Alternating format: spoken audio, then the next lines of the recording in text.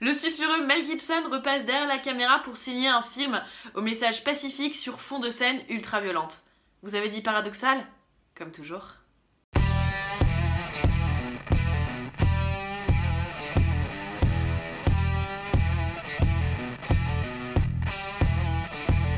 Vous l'aurez compris, aujourd'hui on parlera de Tu ne tueras point, le nouveau film de Mel Gibson. Pour son nouveau film, Mel Gibson a choisi de nous raconter l'histoire vraie d'un vrai héros de l'Amérique, le genre de destin qu'on adore là-bas. Je vais vous planter le décor, mais ne vous inquiétez pas, je vais pas vous spoiler parce que toute l'histoire du film est déjà ou dans la bande-annonce ou sur le synopsis d'Allociné, à croire que la trame de l'histoire, c'est pas ça qui fait l'intérêt du film. Lors de la Seconde Guerre mondiale, le jeune Desmond Doss s'engage volontairement dans l'armée avec la ferme intention de sauver des gens sur le champ de bataille sans jamais toucher une arme. Oui, c'est comme un peu aller se balader à poil dans un champ d'ortie, disons-le clairement. Hein. Donc, Desmond Doss, il est très religieux et il croit dur comme fer au commandement de la Bible qui dit « tu ne tueras point » et c'est pour ça qu'il va s'obstiner à respecter ce commandement, même pendant la guerre.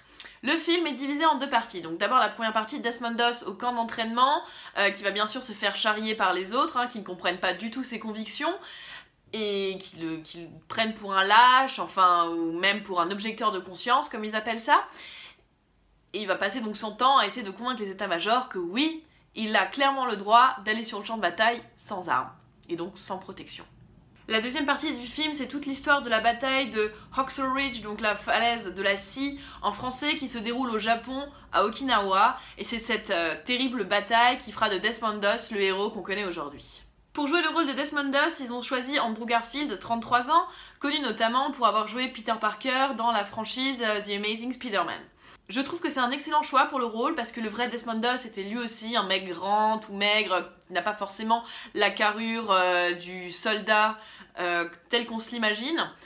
Et Andrew Garfield, c'est aussi un excellent acteur que j'ai trouvé très crédible dans le rôle et qui a ce côté hyper attachant, ce qui est une condition indispensable pour ce genre de film avec des rôles de héros qui ont finalement très peu de faiblesses et qui sont presque des modèles pour l'humanité. Donc l'acteur a intérêt à être hyper sympathique d'emblée pour qu'on puisse s'accrocher au personnage.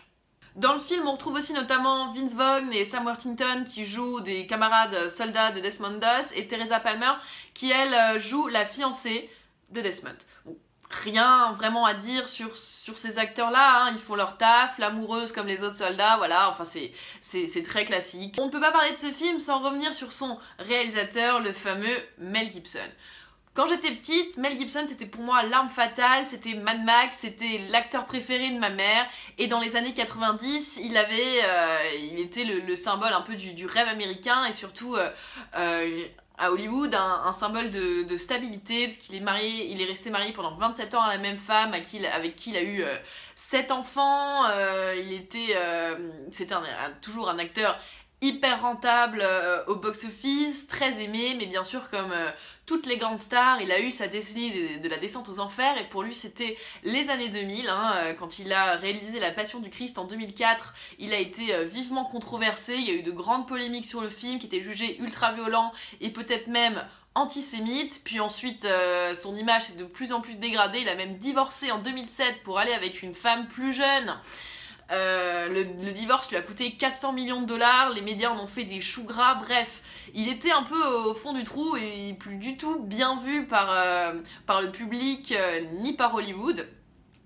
Et c'est seulement maintenant qu'il revient un peu en odeur de sainteté avec ce film qui a été acclamé à la Mostra de Venise, et quand on regarde Tu ne tueras point, on ne peut que penser à l'histoire de Mel Gibson et finalement à ses obsessions qu'il met toujours dans des films qui sont pour lui très personnels. Donc là je parle notamment des films qu'il a réalisés comme Braveheart ou La Passion du Christ ou Apocalypto.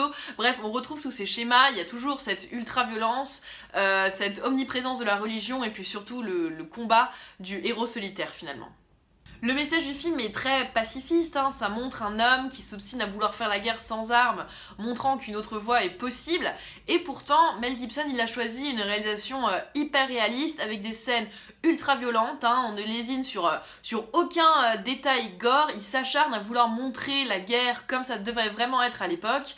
Les scènes de bataille sont hyper longues, hyper détaillées, et je me suis même surprise en fait à ne plus vraiment les regarder, à penser à autre chose, parce que je pense que mon cerveau, au bout d'un moment, on a eu un peu marre de cette abondance de violence et a voulu décrocher, clairement.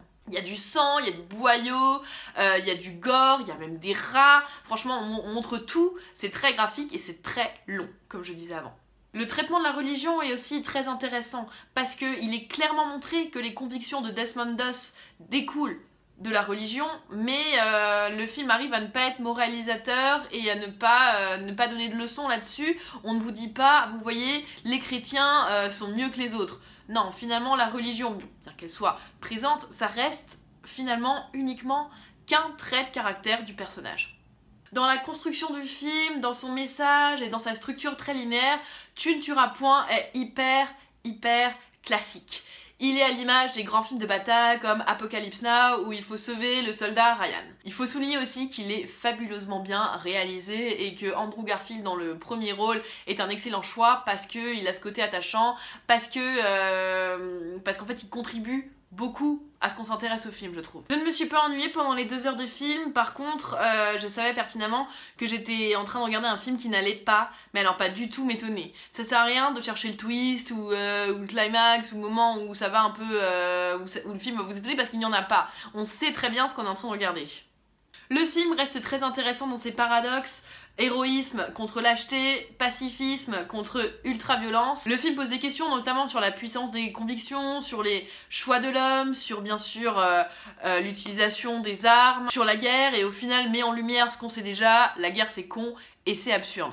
Tout en adoubant la religion, fer de lance des Américains, Mel Gibson rappelle que le second amendement, celui qui autorise le port d'armes pour tous, est peut-être finalement très éloigné de ce que souhaite Dieu.